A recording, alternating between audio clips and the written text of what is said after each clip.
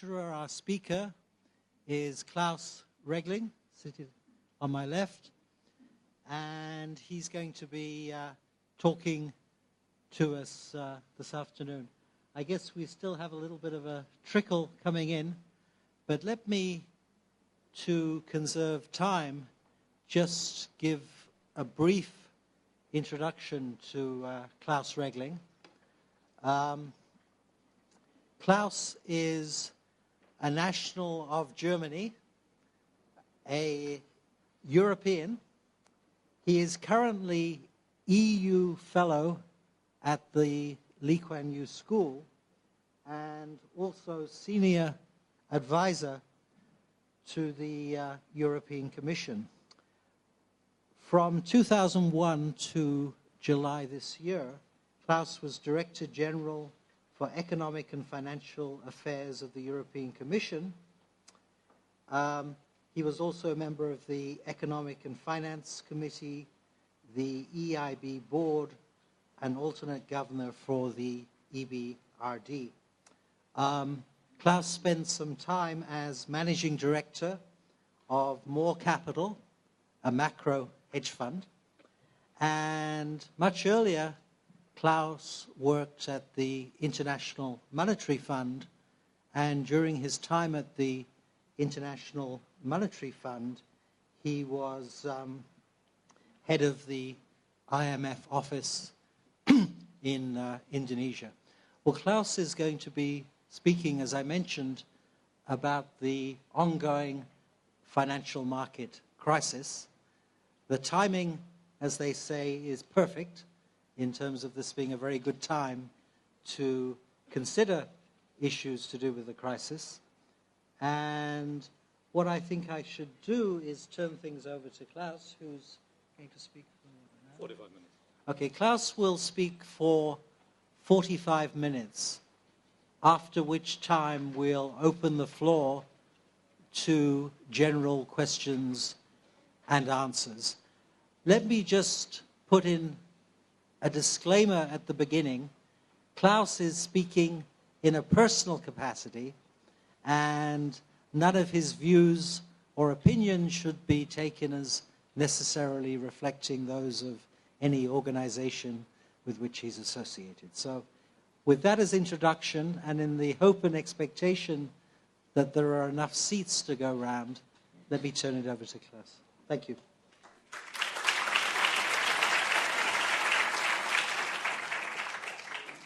Thank you very much, Charles, for your kind introduction. Ladies and gentlemen, thank you very much for coming. In recent weeks, you all must have heard more about financial market crisis than you ever wanted. So I appreciate that you nevertheless decided to come here this afternoon to hear even more about the crisis. Let me first make clear what I will not do this afternoon. I will not tell you when the crisis will be over. I will not tell you how you should invest your money. And if some of you are now disappointed and want to leave, that's okay. What I want to do instead is to focus on the reasons behind the crisis and on the appropriate responses in the short and in the long run. With all the depressing news day after day about declining equity markets, bank failures, bank mergers, nationalization of insurance companies, the non-functioning of money markets, public bailouts, and so on, I think it's important to step back and to take a good look why we are in this mess. Without a good analysis, what brought us into this situation, responses to the crisis will not be optimal. A good analysis will also help to design a more robust policy framework and a financial system that will be less vulnerable in the future, even though we should have no illusion that financial markets will go through crisis from time to time. But this current crisis is too costly for taxpayers and the real economy. Let me look first at some of the indicators before I come to my main parts, the reasons behind the crisis and the policy responses. So, a few facts what happened over the last 12, 14 months. Since July 2007, as you see on this slide, equity markets have fallen 20 to 30% in advanced economies and in emerging markets. And I have to apologize, I concluded this slide on Sunday. Today I need to add another 10 percentage points on the way down. The functioning of interbank markets has come repeatedly over these last few months to a halt, and actually markets froze in recent days, despite the fact that all the major central banks around the world injected hundreds of billions of US dollar, euro, Swiss francs, pound sterling, and yen into the system. Also, central banks loosened considerably their collateral requirements and accepted assets that they had never looked at before. Volatility has also been unprecedented in recent months, with certain stocks falling by 70%, 7-0, in one day and going up by 50% the next day. The flight to quality was such that the interest rate on 3 months US Treasury bills fell to 0.02% at one point last week, 2 basis points, and that was the lowest level since 1941, war times. Dozens of banks have disappeared through bankruptcy or mergers, and this includes some of the biggest banks in the world. There are no more standalone investment banks in Wall Street. Governments have had to bail out banks and insurance companies. In the US alone, the debt of the federal government doubled when the mortgage lenders Fannie Mae and Freddie Mac were nationalized. The rescue package proposed by the US government amounts to potentially $700 billion, as you know, and that would raise the overall US fiscal deficit to 7 or 8% the next 2 years. So far, banks have revealed losses and write-downs of about $530 billion, half of it in the US, the other half in the rest of the world, mainly Europe. New capital of about $370 billion US dollars has been raised. This implies a shortfall of about $160 billion with important implications for the real economy. And I will come back to that point.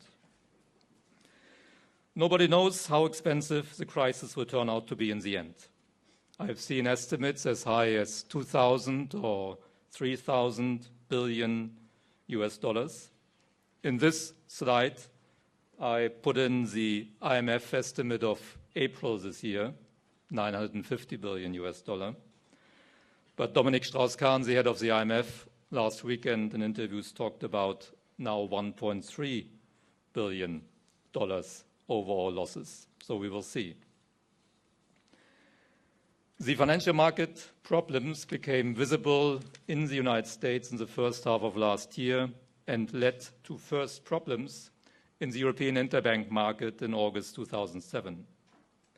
They spread quickly throughout the global financial system via interconnected markets and through complex financial products which spread the risks around the world. The first bank failures in Europe occurred in September and October last year with IKB and Sachsen-LB in Germany and Northern Rock in the UK. But that was only the beginning. Emerging markets seemed less affected at first, but that changed as the crisis in the US deepened, with a steep decline in asset prices and the fall of big, worldwide connected institutions in the United States. Many financial market participants around the world incurred losses. Confidence in the system collapsed. Banks stopped lending to each other and the households withdrew from the markets. All that led to further asset price declines, which required additional write-downs by financial institutions, which made them even less creditworthy. So a downward spiral developed. All this was reinforced by the slowdown in the world economy. After an exceptionally long period of high growth, some deceleration in global growth was overdue. But what could have been a normal cyclical slowdown was reinforced by the effects of the financial market crisis and the sudden surge in energy and food prices in late 2007 and early this year. According to the latest forecasts from the IMF, the European Commission, and the Asian Development Bank, growth in 2008 and 2009 will be about 2 percentage points lower than in recent years in most parts of the world. Developments between the real economy and financial markets are closely linked. Lower growth can imply low asset prices, which will again increase losses for financial institutions. In addition, the financial market crisis will affect the real economy directly through a reduced ability of banks to extend new credit.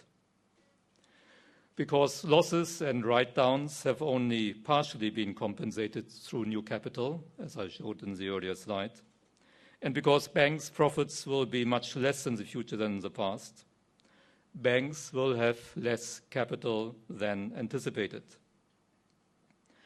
And because bank capital is the limiting factor for how much new credit banks are able to provide, this implies that credit growth for years to come will be much more limited than in recent years. That is the longer-term consequence.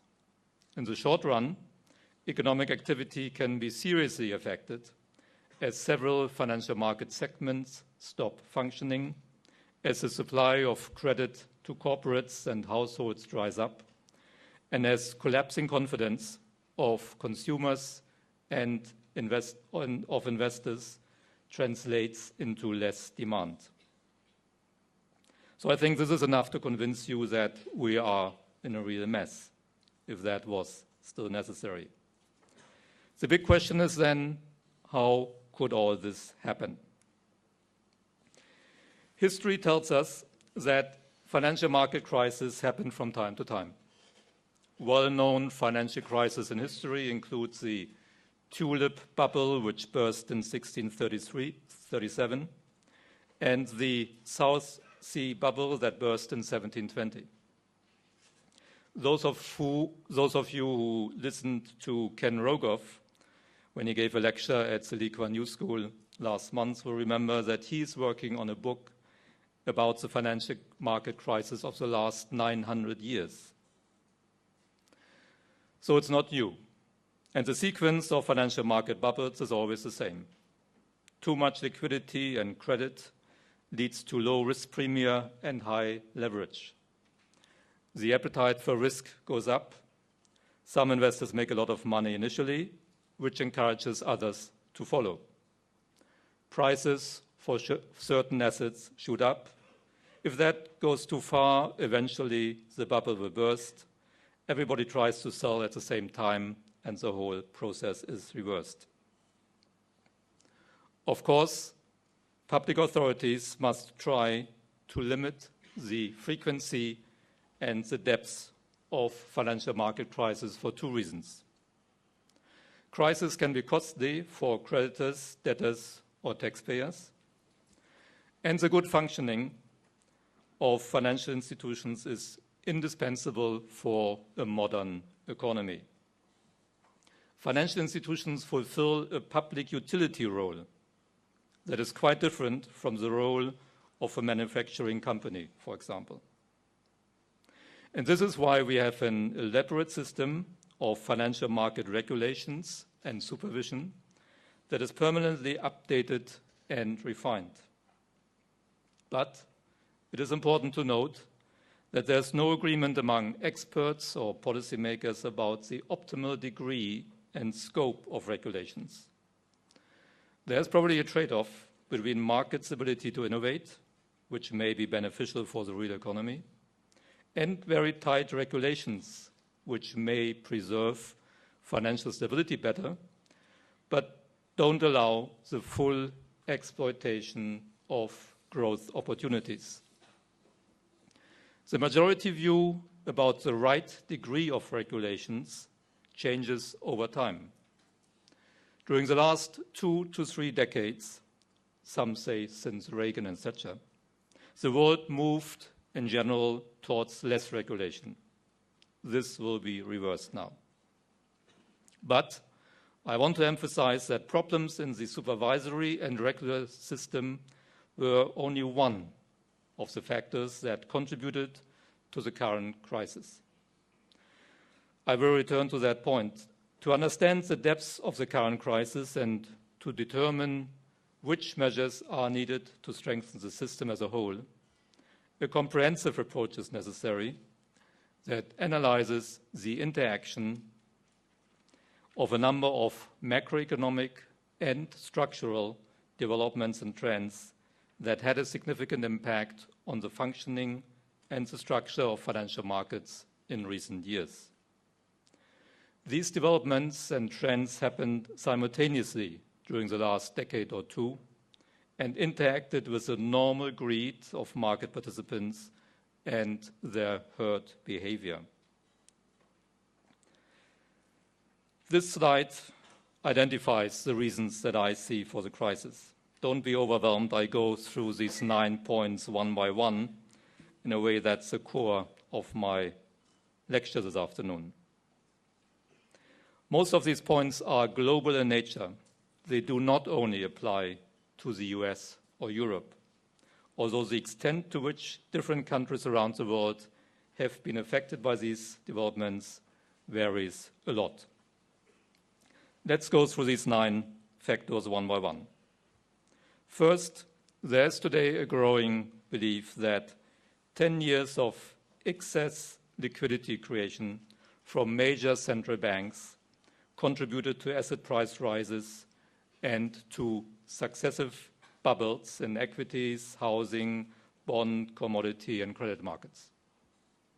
Interest rates were too low for too long, as Raghurajan, the former IMF chief economist, argued in June 2006. And because interest rates were too low for too long, together with ample liquidity, this led and was an encouragement for investors to neglect risk in search of higher yields. Let me give 2 examples.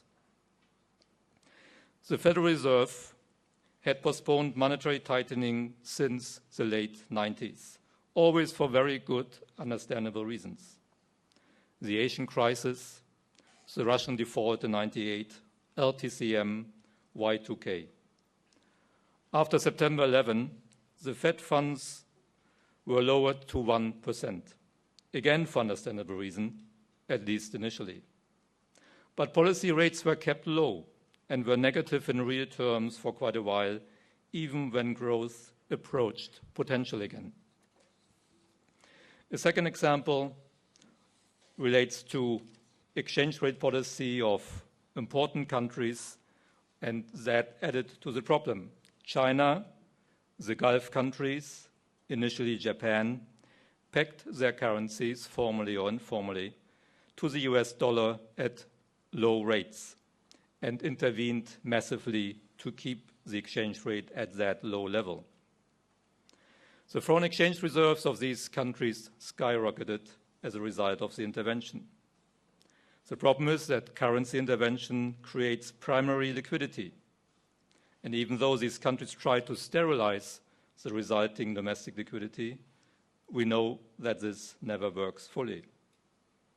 Also, by pegging their currencies to the US dollar, booming economies like China and the Gulf countries import a monetary policy stance that is too loose for their circumstances. All this added to a very low level of global interest rates for a long period of time and was reinforced by the second reason on my list, global imbalances. The term global imbalances describes the fact that the United States has had, for a long time, large current account deficits, while other economies, particularly in Asia, have had large current account surpluses. Excess consumption in the US and excess savings in Asia are the ultimate cause for these global imbalances. Countries with huge current account surpluses that pegged their currencies to the US dollar had to invest their surpluses somewhere. Much of it went into US Treasury bills and obligations of Fannie Mae and Freddie Mac. This, again, put downward pressure on interest rates and risk spreads. Thirdly, all this happened at an exceptionally benign inflation environment. Normally, such developments, excess liquidity, low interest rates, would, over time, have resulted in higher global inflation, and that would have been a reason to change policies. But the last 2 decades saw several exceptional developments that kept inflation low for relatively long. One is globalization.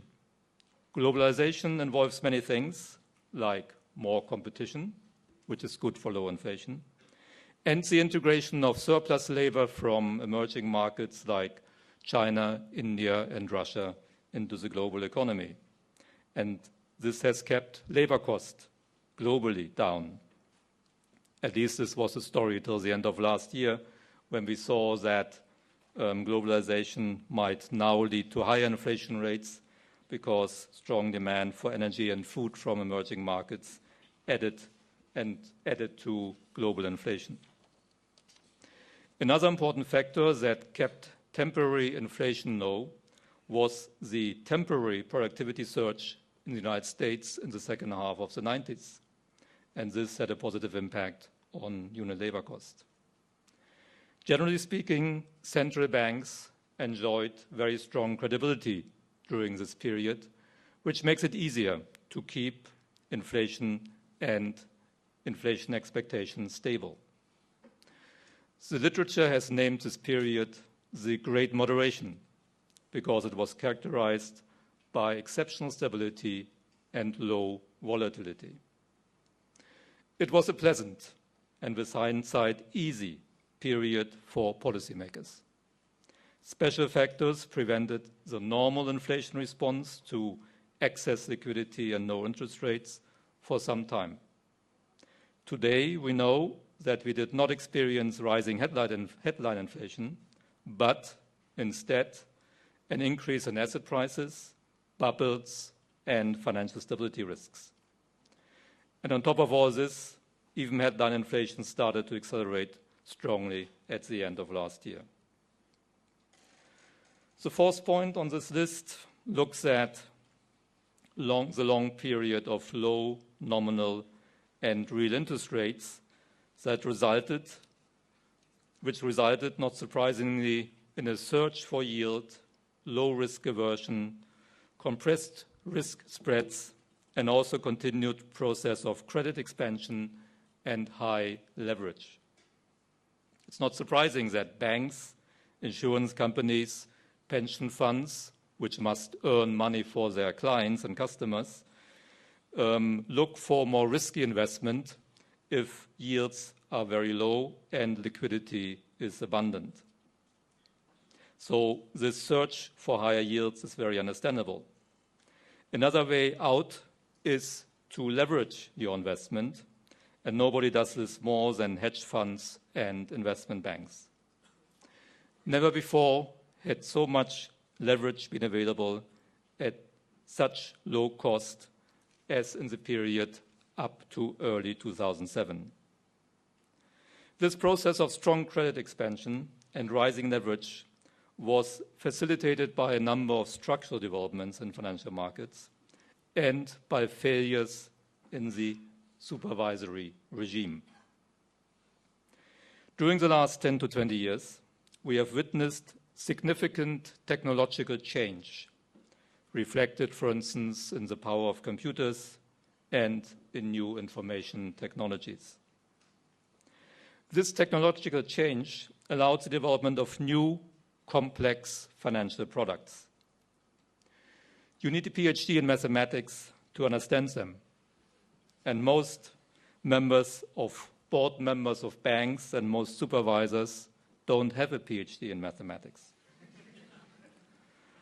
Warren Buffett called derivatives financial weapons of mass destruction already in 2003. And I guess he was right, as so often. The point I want to make is that the securitization of markets and the development of ever more complex derivatives would not have been feasible without the dramatic technological change over the last 2 decades. In any case, and this is my 6th point, credit rating agencies misjudged the credit risk of these new instruments and derivatives, which were developed during these last 15 years. And credit rating agencies ignored their liquidity risks. So rating agencies have contributed greatly to this crisis because they attributed AAA ratings to certain instruments that later turned out to be fairly risky, and some could not be traded at all for lack of liquidity. Without these AAA ratings, insurance companies and pension funds would not have been allowed to buy these products, and banks would not have created massive special purpose vehicles only to buy these products without allocating capital. In addition, credit rating agencies may well have had some conflict of interest because first, they gave advice to investment banks and to corporates to develop new instruments for a fee, and then they turned around and rated these new products again for a fee. 7th, let's turn to the behavior of banks. One consequence of widespread securitization was that the so-called originate and distribute model became the dominant way to allocate credit in the United States and in some other Anglo-Saxon countries. This had important implications. One was that creditworthiness was not really assessed any longer. Traditionally, banks used to do a solid credit check before granting a loan because they knew that such an asset would stay on their books till maturity. But when such assets are repackaged and sold quickly, nobody feels responsible for the risk analysis anymore. This made the subprime crisis possible.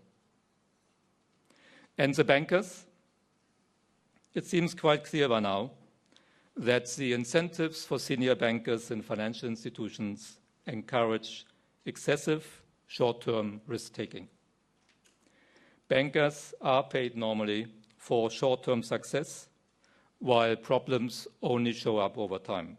For example, top managers of Lehman Brothers and AIG, although they lost their jobs, will keep the salaries and bonuses they earned in recent years, based on transactions that led directly to today's problems in their companies.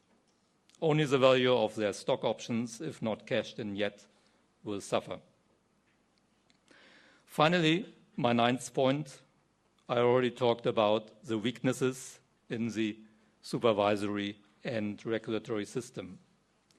Let me highlight 3. We know today that there are big gaps in the supervisory framework. Off-balance sheet activities were neglected in many countries, which led to regulatory arbitrage. Investment banks were insufficiently supervised. The banking activities of insurance companies were, in some cases, not supervised at all, or they were supervised by local insurance supervisors in the state of New York who probably did not understand much about banking. In addition, some of the existing regulations and accounting rules turned out to be more pro-cyclical than expected. Fair value accounting requires that assets in the trading book of financial institutions are marked to market. This exaggerates profits in good times, but leads to losses when the market turns and when the market gets so thin that there is no fair price. This was not at the origin of the crisis, but it made the crisis worse. Finally, there was inadequate interaction in many countries between those responsible for managing macro-financial risks, and that's normally the job of the central bank, and those responsible for micro-prudential risks, that's the role of supervisors. Traditionally, bank supervisors analyze the risk of individual loans, but they typically ignore macro risks that have nothing to do with one individual borrower. The result was that the buildup of risks in the financial sector due to the exceptional monetary expansion, the increase in leverage, was not adequately taken into account by supervisors until it was too late. So, are you still surprised that we are in a mess? I wanted to demonstrate that many different factors contributed to the current crisis. It would be too simple to blame the one or the other. Everything on this slide is linked. For example, excess liquidity creation that drove down interest rates and risk spreads and led to excessive leverage could only continue for so long because the positive impact of globalization and a temporary productivity surge prevented inflation from going up earlier. This contributed inter alia to the housing bubble in the US, which was also fueled by new and complex financial products, which were inappropriately rated by credit rating agencies, and which led to a much more securitized financial market in which credit analysis became outdated. Without the housing bubble, the US current account deficit would not have become so big, because rising house prices were the main reason why US households stopped saving from disposable income and why they consumed more. People felt wealthier through rising asset prices. Gaps in supervision made it profitable for financial institutions to buy wrongly rated, complex financial products, and this kept the party going, while bankers were happy to push this process as they gained big bonuses. It is important to understand these linkages in order to develop an appropriate response that addresses the current crisis, but at the same time leads to a stronger, less vulnerable system in the future. So let's look at the responses. What are the necessary steps? Well, ultimately, all the 9 problems on the previous slide need to be addressed one way or another. But that is complex and time-consuming. Not everything can be done at once. Therefore, it is helpful, I think, to distinguish different time horizons. In the short term, authorities must do everything necessary to prevent a collapse of the financial system. In the medium term, identified structural weaknesses need to be fixed. This includes a close look at credit rating agencies. Gaps in the regulatory system must be closed, and the industry itself should also come up with some answers. In the longer term, we need better macroeconomic policies that create fewer bubbles and a more macro-prudential approach to banking supervision. Let me say a few words on each of these 3 time horizons. Obviously, when the situation has gotten as bad as it is today, very pragmatic and short-term solutions are needed to prevent the collapse of the system. Central banks have done a lot. Since August last year, the world's major central banks have pumped amounts of liquidity into the system that would have been unthinkable previously. This is a clear lesson learned from the past, that it is an appropriate policy response to provide liquidity when these kind of problems emerge. Some central banks, in particular the Fed and the Bank of England, also broadened significantly the range of assets they accept as collateral. With the nationalization of AIG, the Fed began to lend for the first time ever to an insurance company.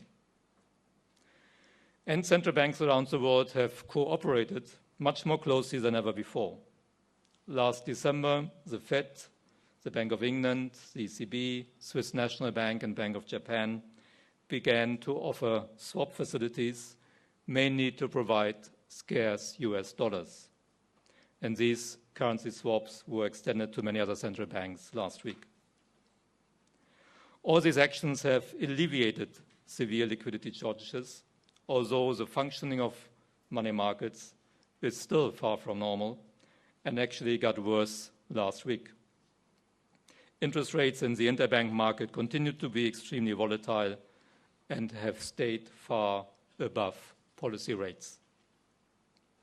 Supervisors have also taken some short-term actions in a number of countries, for instance, by putting a ban on short selling of stocks of financial companies. This helped the stock market, and equities of large banks recovered from sometimes excessively low levels. Supervisors obviously are also actively involved in putting together rescue packages and mergers in different countries. US authorities have also decided to guarantee the capital value of money market funds after $200 billion were withdrawn from this market in only 1 week in mid-September. And they encouraged 10 international banks to create a fund of $70 billion to help each other with liquidity. Finance ministries, and that really means budgetary resources, are needed in a crisis when financial markets suffer not only liquidity problems, but solvency problems. If systemically important institutions that are either too big to fail or too interconnected to fail threaten to become insolvent, the use of taxpayers' money becomes unavoidable. In the US, this happened with Fannie Mae and Freddie Mac and with AIG. In the UK with Northern Rock and BNB. In Germany with IKB. In Belgium with Fortis. And unfortunately, this list seems to be getting longer. Government guarantees can help to make a merger of an almost bankrupt institute with a stronger bank possible, for instance, in the case of Bear Stearns. But it is important that not all banks are rescued with the help of public money. Some banks must fail from time to time, otherwise the incentives in the market change if nobody has to be afraid to go under.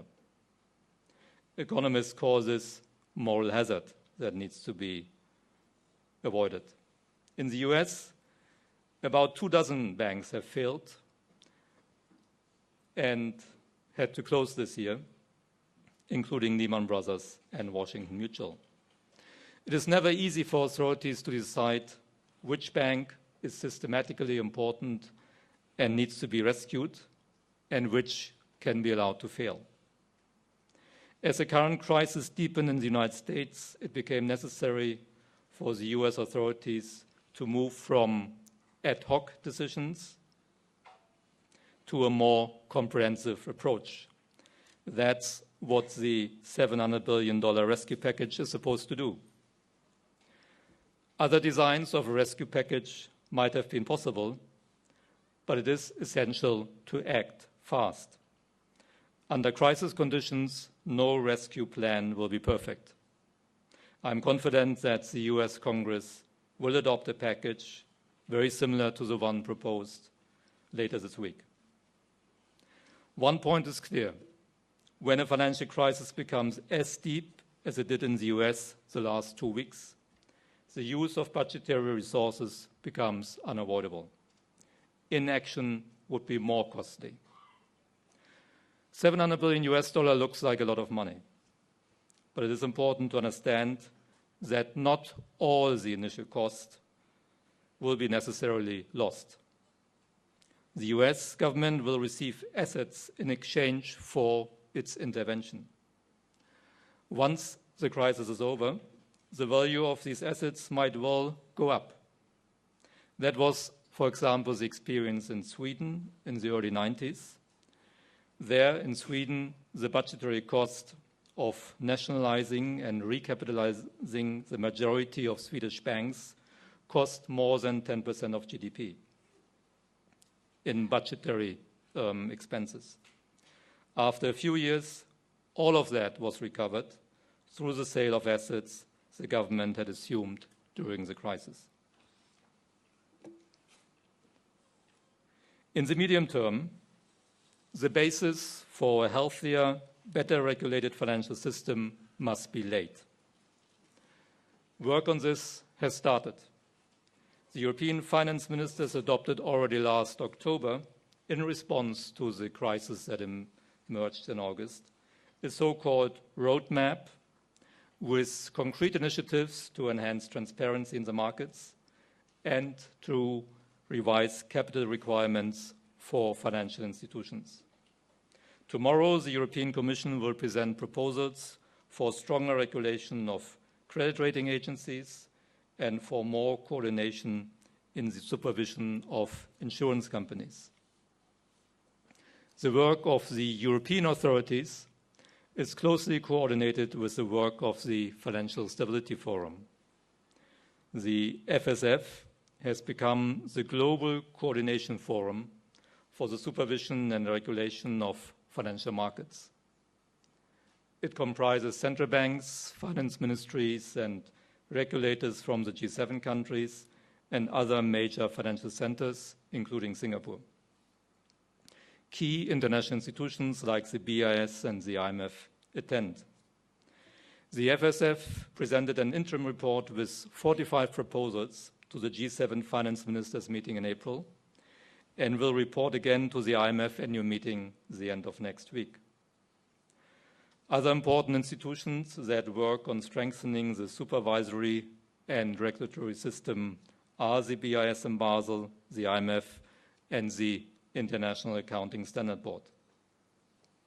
There's no time to go into the details, but the important message is that substantive work is underway and should result in a stronger system with more transparency, fewer gaps, less procyclicality, and better credit rating agencies. Another important initiative to strengthen the system would be the establishment of a common platform to trade derivatives, as suggested by the New York Fed. Up to now, derivatives with a notional amount equivalent to the world's GDP, that's about $15 trillion or so, no, $60 trillion, are created and traded bilaterally without any oversight. This is hazardous. In addition to the public sector, the large international banks, which are organized in the Institute of International Finance, have published a voluntary code of conduct. They explain best practices in the areas of risk management, transparency and disclosure, valuation of assets, and, interestingly, also on compensation policies. It seems that the banks themselves have understood that the way senior bank managers have been compensated encourages short-term excessive risk-taking and needs to change. Let me turn to my last point, the longer-term measures necessary to strengthen the global financial system. These concern mainly macroeconomic aspects that are not much discussed in the media these days, but they are analyzed by economists, particularly at the BIS, the ECB and also the European Commission. You remember that my list with 9 measures for the crisis started with too much liquidity and too low interest rates, even though headline inflation stayed low for a long period of time. My conclusion from this is that central banks should not only focus on headline inflation. Inflation targeting in a narrow sense may prevent headline inflation from going up. But excess liquidity may then find its way into higher asset prices, possibly resulting in bubbles. Of course, there has been a long debate on this issue. The key argument against asset price targeting relates to practical implementation problems rather than the principle as such, whether it is possible to correctly identify a bubble and manage it ex ante. This indeed presents a huge challenge, but nevertheless some central banks are now reconsidering the issue of incorporating the evolution of asset prices in the formulation of monetary policy. The European Central Bank, from the beginning, through its 2-pillar strategy that encompasses an economic and monetary analysis, has always incorporated liquidity or monetary developments in its decision-making framework. The ECB has also followed the approach of leaning against the wind if asset price developments were considered to be unsustainable. That means that monetary policy was a bit tighter than required by headline inflation when there were concerns about an emerging bubble. I would not be surprised if other central banks would move towards a similar approach in the future. I also mentioned global imbalances as one contributing factor to the current crisis. Many economic policy measures in surplus and in deficit countries are needed to solve this problem.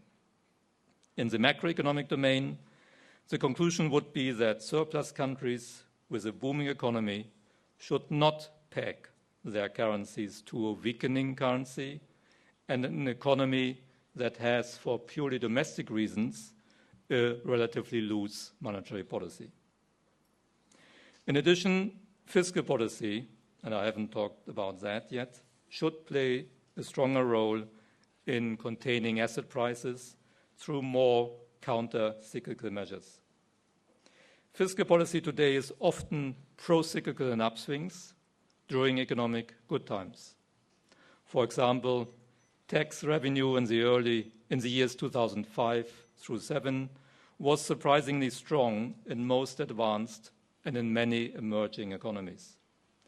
This was, to some extent, fed by financial market developments and a strong rise in asset prices, which generates tax revenue through capital gains taxes. Technically speaking, tax elasticities went up.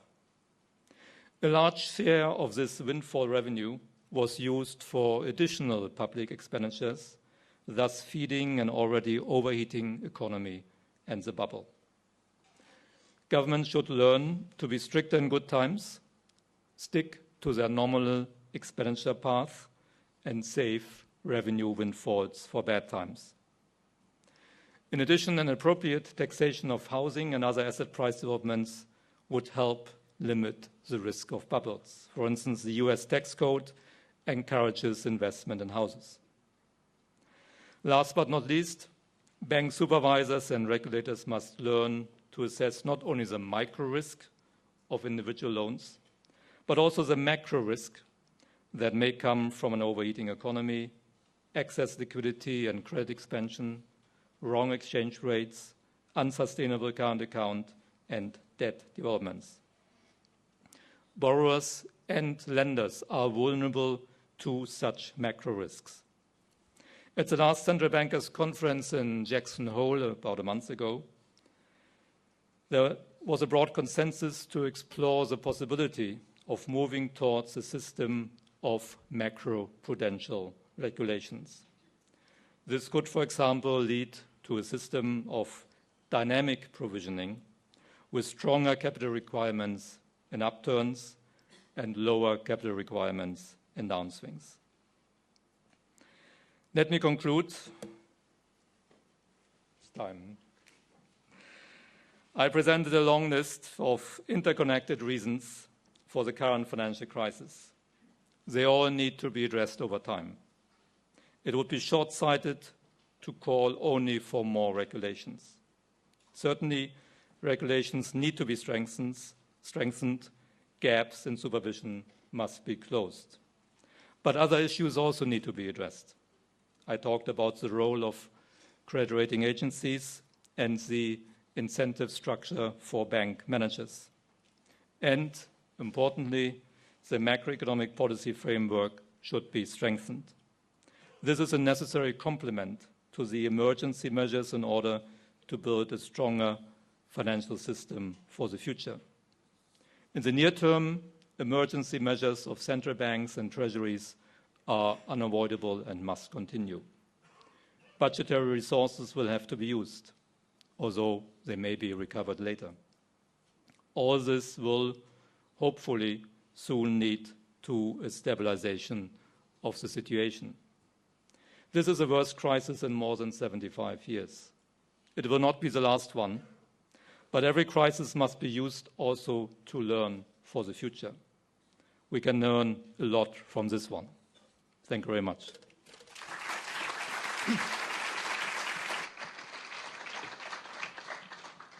Thank you very much, Klaus, for a very comprehensive and interesting presentation, and particularly for some very, I think, powerful ideas about dealing with the risks of future crises.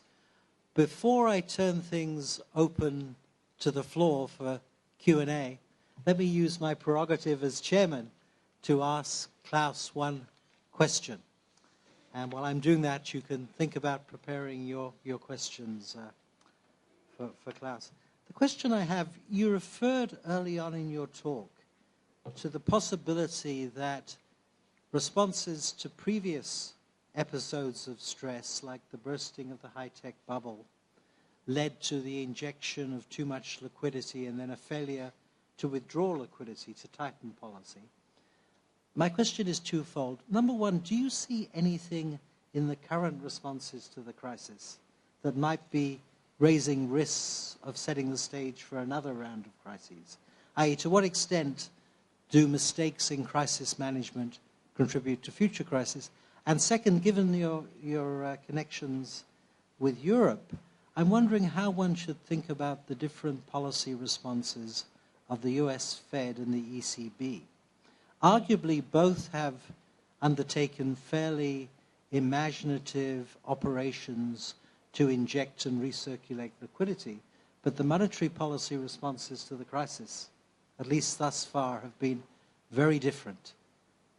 What are the main reasons for that, do you think? Does it reflect a difference in philosophy, or is it simply that the conditions on the ground are different? Okay, let me start with the first one. Obviously, one can make mistakes in solving a current crisis that will lead to or set the scene for future crises. In the current crisis, I don't see that yet. When I talked about the Fed policy over the last 10 years, and I mentioned the different reasons why interest rates were kept low, despite the initial intention to tighten monetary policy, these were all good reasons. Asian crisis, Russian default, LTCM, Y2K. You remember the hype at Y2K? Many bankers thought the end of the world would happen when we switched from 1999 to 2000. So it was appropriate to provide a lot of liquidity. It was also appropriate to provide a lot of liquidity after the bursting of the dot-com bubble. No problem with that. The problem arose when the crisis was over and interest rates were kept too low after that. And I mentioned the United States. I also mentioned Japan, or I would like to mention Japan. Both countries where interest rates were kept, policy interest rates were kept extremely low. In Japan at 0.5% for many, many years. Initially that was okay, but it was kept even at 0.5% when growth over 2 or 3 years was around potential growth. So interest rates were far too low for such a situation, and that added to the liquidity that may have contributed to the bubble that we are now living with, or we have to live with the consequences. So indeed, one has to be very careful in every crisis what it means for the future. And again, I don't need to criticize at all what the major central banks have done so far, but I would encourage all of them to be very vigilant once the crisis is over, not to wait for too long with mopping up the excess liquidity and with raising interest rates to more normal levels. Your second question on Europe or the comparison of US Fed and ECB policies. You said they are very different. They are not really very different in most respects because both central banks have pumped massive amounts of liquidity into their money markets, rightly so. The US Fed, like the Bank of England, sometimes seemed like they had to take measures to do more, but the reason was that they were initially not allowed to accept as broad a range of collateral as the ECB was from the beginning allowed to do. Many commentators have said that the ECB had a much more modern system in place, which the Fed had to create over the last 12 months. But ultimately, when you look at the provision of emergency liquidity, the policy has been very similar, broad range of collateral, huge amounts of money, good cooperation, currency swaps and all that. So that's very good. The one point where they differ is, of course, that policy rates in the US were lowered after the crisis started to now 2%, while the ECB kept rates at 4% and then raised them by 0.25% in June. So that is the difference. The difference is 2.25 percentage points. I think there are good reasons for this. One is the one I mentioned at the beginning. I think the ECB wants to be particularly careful when managing this crisis, not to lay the foundation for the next crisis. So they don't want to be excessively generous with the interest rate level, while at the same time being very generous with the amount of liquidity that is provided. The other reason is that inflation rate in Europe has gone up a lot over the last 10 months or so. It also went up in the United States, of course. But we know that the United States has a more flexible economy. Particular wages react and respond much more flexibly to the cycle. And we have even now situations that certain wages and salaries in the US are declining in response to the deteriorating economy, while in certain countries in Europe, we see the opposite. Wage settlements are higher this year than they were last year. So there is a concern here that second round effects might lead to permanently higher inflation rate, and that's a good reason for the ECB not to lower interest rates too early. Of course, monitor the situation very carefully, and I'm sure they are doing that and will react if necessary. But so far, I think they have done the right things, and that will help really in the future to have a less vulnerable system. Thank you. Questions? Could you identify yourself when you ask the question?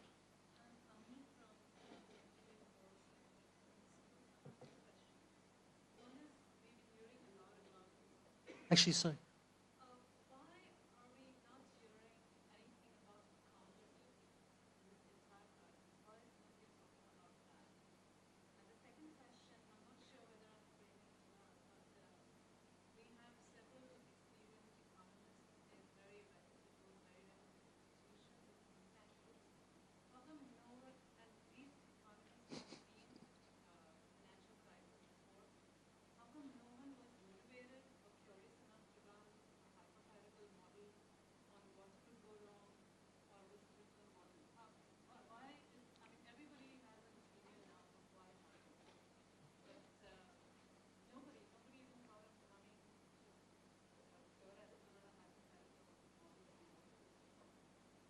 Economists are always very good in explaining ex post everything wonderfully. Accountability, I think it's not correct to say that nobody talks about accountability. When you look at my 9 reasons, in a way there's a lot in that about accountability. I talked about credit rating agencies, I talked about central bankers, I talked about bankers, their compensation packages and incentive structure. I talked about the failures of banking supervision. I don't want to blame any particular institution, and it would be wrong to say it's all the fault of the Fed or Mr. Greenspan. That would be completely wrong. One really has to look at the package as a whole, because it all worked together. But that is accountability. We are trying to figure out what went wrong, where mistakes were made, where the incentive structure needs to be changed, where are there gaps in the supervisory structure. So I think that is talking about accountability also, without blaming any particular institution or person in one country. It all came together. Hopefully there are some good economists around in the world. Some of them wrote about these problems early on. I find particularly impressive the annual reports of the BIS, the Bank of International Settlements in Basel, where the economics department, they have some very, very good economists sitting there, started talking about these problems 4 or 5 years ago. So that's a very clear example. You can read it now, 5 years later. They warned about excessive credit expansion, excessive liquidity creation, that interest rates were too low for too long. I also quoted Raghu Rajan, the former chief economist of the IMF, who said, quote, interest rates have been too low for too long, which he said leads to a misallocation of capital. This is exactly what we have seen. I can also add that where I used to work until July this year in the economics department of the European Commission, we also wrote and thought about these issues. But your question was really, why are these brilliant economists in commercial banks, or investment banks, why have they not warned and stopped this from happening? That's a good question. I think some of them were also concerned. But here I think the incentives that are in place and the whole framework in which banks operate are more powerful than good arguments from good economists. Because you have to understand that if the market moves in a certain direction, powered by a lot of liquidity, low interest rates, you as a saver, your parents who expect a pension, they want that the insurance company, the pension funds they invested in, gives them a good rate of return. So there was a push from everybody, from all of you or your parents, to generate high rates of return. And when you are sitting in a bank and you have to decide how to invest your money, and you see that everybody around you is making good rates of return by running maybe too high a risk, and you don't do this, and this goes on for too long, you will lose your job. So the herd instinct of bankers is really there. And it doesn't help to tell the bankers they should stop doing it, because if everybody does it, it's very difficult to deviate from that trend. That's why it's so important for the public sector, and we are here, it's a public school of government, public policy school. It's really the role of government, central banks, supervisors, finance ministries, to set the incentives in such a way that the market behaves. Because you cannot expect that the individual investor will not try to get a higher return. The incentive structure has to be right, and that's the role of the government. What banks should do is to strengthen their risk department. And we see some interesting examples around the world when you analyze why certain banks suffer less from this crisis over the last 13 months than some others. Typically, these are banks with a very strong risk department. Deutsche Bank, for instance, is one, it's only one example, where the top risk manager in Deutsche Bank is a member of the board, and he has the same rights and voting power as his colleagues on the board who want to make business. So that top risk control person on the board of Deutsche Bank, he can stop certain deals. Many other banks didn't have that in place. They all have a risk department, but often at a much lower level. And when these lower guys tell the board members that they shouldn't do certain things, they're not taken too seriously. I think after this crisis, banks have learned the lesson, at least for a while, and will strengthen their risk operations. And that's a good conclusion. But all the other factors I explained also need to be put in place, and that's mainly a role for the public sector. Thank you. We have a question over here. Could you use the microphone? Okay.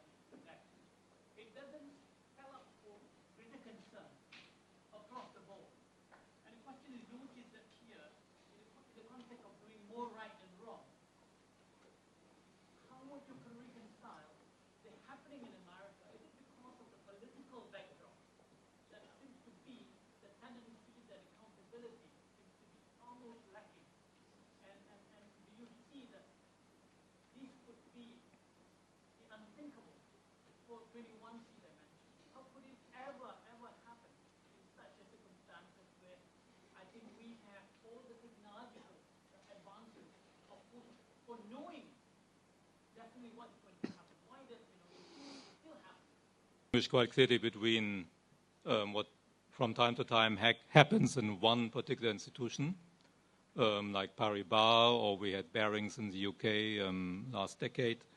That can always happen. There can always be fraud, collusion, control systems collapse. That's quite different from a general crisis.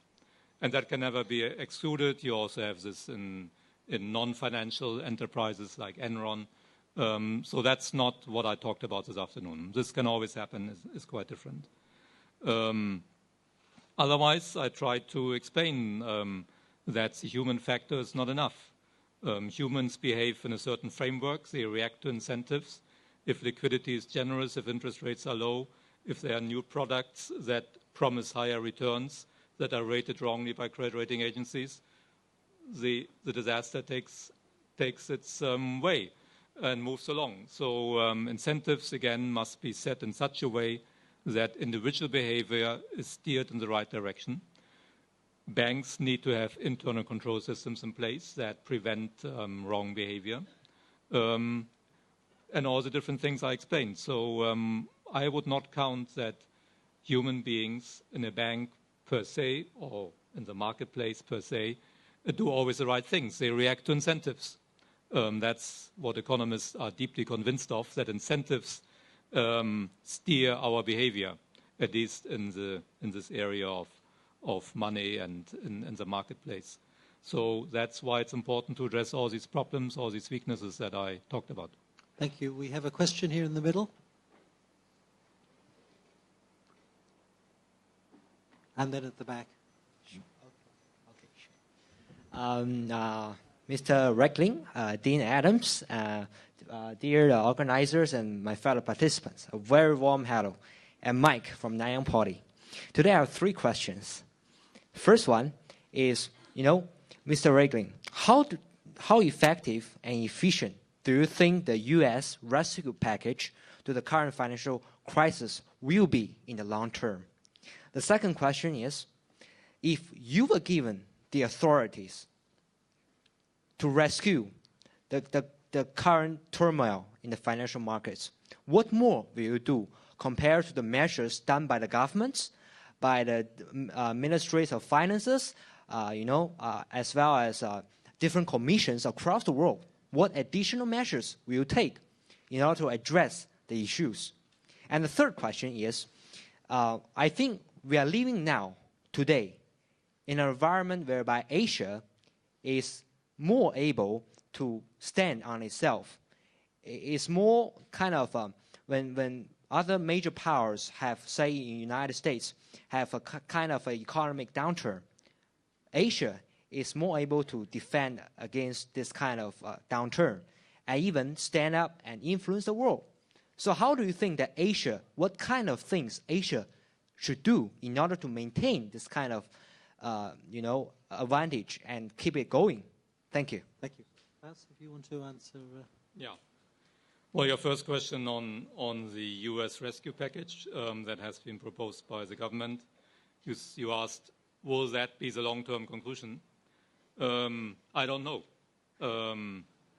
I think it's important to adopt this package because, as I tried to say, one of the short-term responses now has to be to stabilize the markets. And if the crisis is this deep, we have seen this in other crises in Latin America, in Scandinavian, Northern European countries, we saw it during the Asian crisis, then public money has to be used. We also saw this during the Japanese problems in the late 80s and in the 90s. Only when the Japanese government and parliament accepted to use public money was it really possible to solve the crisis. So in that sense, the U.S. rescue package is crucial at the moment. I hope it will be implemented soon. I'm actually, as I said, quite confident that it will be adopted on Thursday and Friday because it's, in the short run, the only way. But I put it in my slides under short-term response. That means many other things need to be done.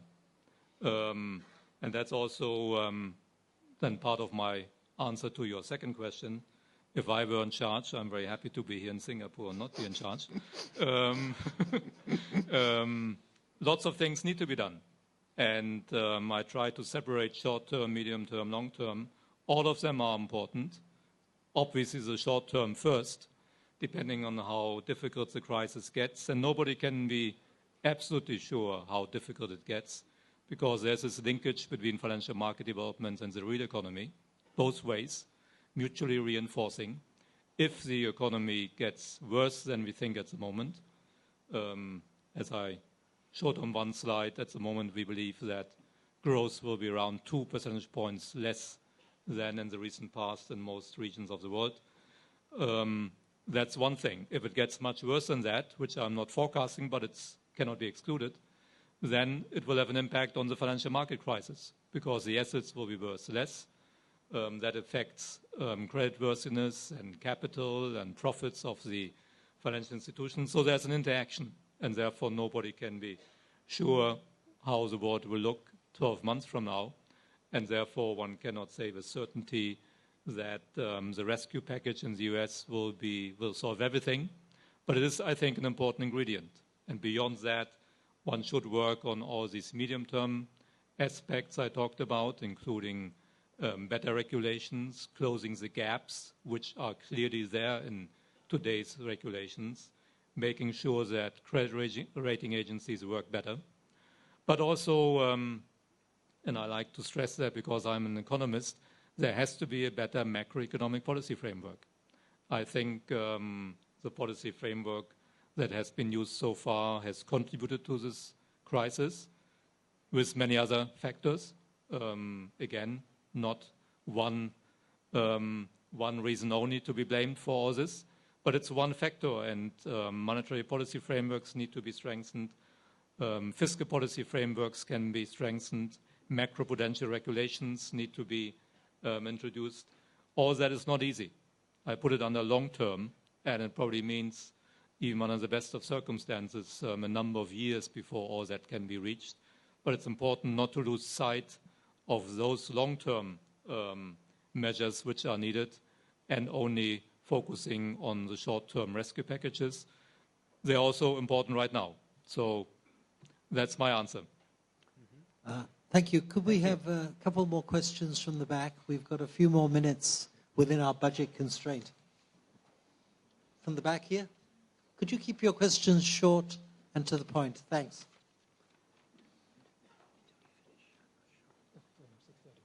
Hi, good afternoon. I'm Kai Sian from Hwa Chong Institution. I have two questions. Could a rise in the interest rates now to tighten liquidity, control over liquidity, potentially contribute to stagflation? And the second question is that since the collapse of the Bretton Woods system, the US dollar is simply paper backed by faith. So how will the financial crisis affect global confidence in the US dollar, and will it lead to a decoupling of the US dollar as the de facto world currency to maybe an increased demand for the euro? Thank you. On your first question, I don't think anybody is thinking about raising interest rates now, because we are in the middle of a crisis, and that is not the right response.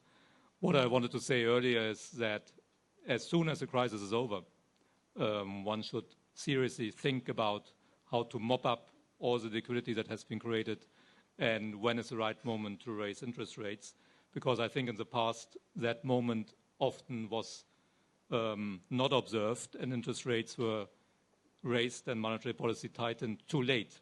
But that's well after the end of a crisis, so I don't think that is appropriate now.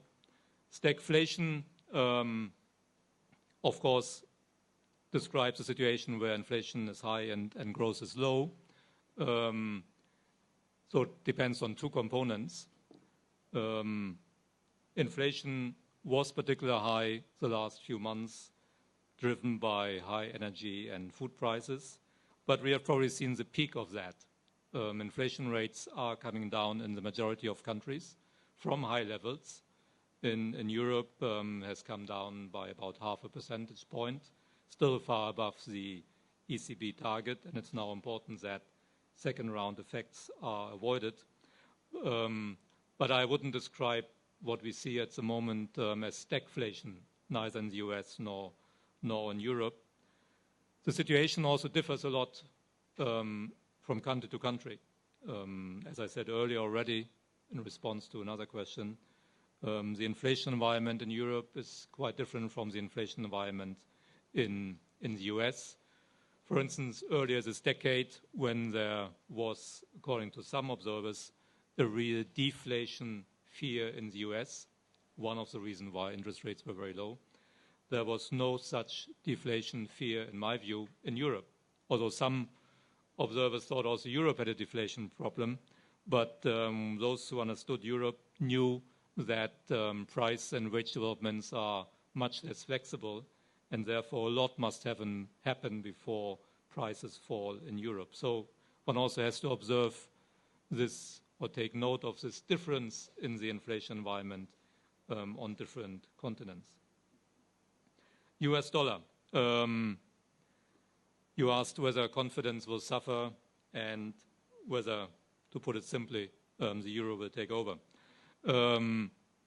So far, it's amazing that the exchange rate between the dollar and the euro has not moved much the last 12 months. The euro strengthened in the second quarter of this year, but that was temporary and it weakened again. So the exchange rate is, on a net basis, has not moved that much.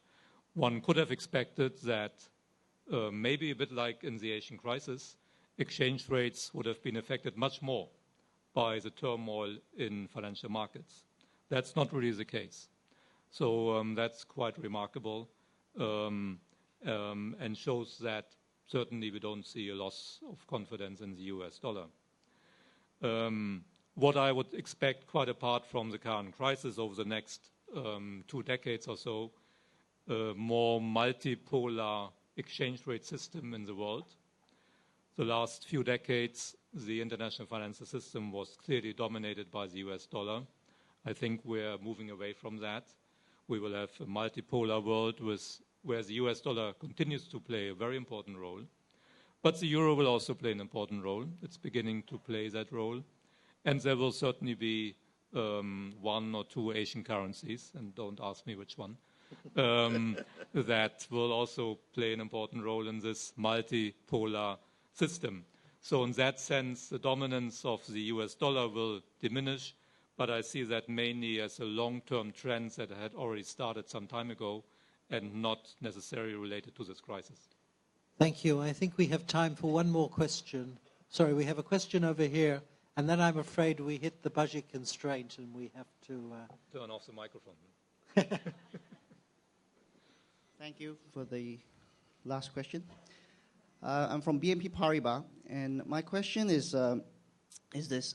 I'm just wondering, as a very experienced economist, how confident are you that we as a collective, right, that we have the collective intelligence to deal with the crisis that we find ourselves in, seeing that we didn't really have a collective ability to preempt. There were cases where economists highlighted certain risks, but I guess we didn't as a whole was able to preempt this crisis. So how confident are you that we do actually have the collective intelligence to deal with these issues, given that I don't think anybody alive today was economically active during the Great Depression, which was probably the last experience that people would have, and also the worrisome conclusion that it probably took the World War to get us out of the last one. Well, on the one hand, I said twice, I think, in my presentation that there will be a next crisis. I think there should be no illusion. That's part of the system. But what is important is to learn the right lessons from the last crisis, the one we are in at the moment, which is particularly deep, long-lasting, widespread, and costly. And I tried to do that in my presentation to mention all the different factors that should be addressed. They are being addressed in the relevant fora. Finance ministers are discussing this, central bankers, supervisors. Many of these things will be implemented. I'm sure there will be a better regulatory system 2 or 3 years from now. I'm sure credit rating agencies will behave differently in the future. I'm sure that monetary policy will take into account the experience of the last few years. So there will be lessons from this experience. Also bankers, and many of them in top positions have lost their jobs. And those who have not lost their jobs know that many of their colleagues have lost their jobs because they acted too risky in many of their investments. All that will affect the behavior of everybody, the private industry, the public sector, over the next few years. It will be hard work to get everything done. And it's never perfect. One should have no illusion here. But we need to learn the lessons, work as hard as possible. But there will be another crisis. But the aim must be to let it happen as late as possible and not to be as big as the last one. On that thought, thank you very much, Klaus, for a very interesting and thought-provoking presentation. And when we do have the next crisis, we'll ask Klaus to come back and talk about that. Thank you very much. I hope to come back earlier.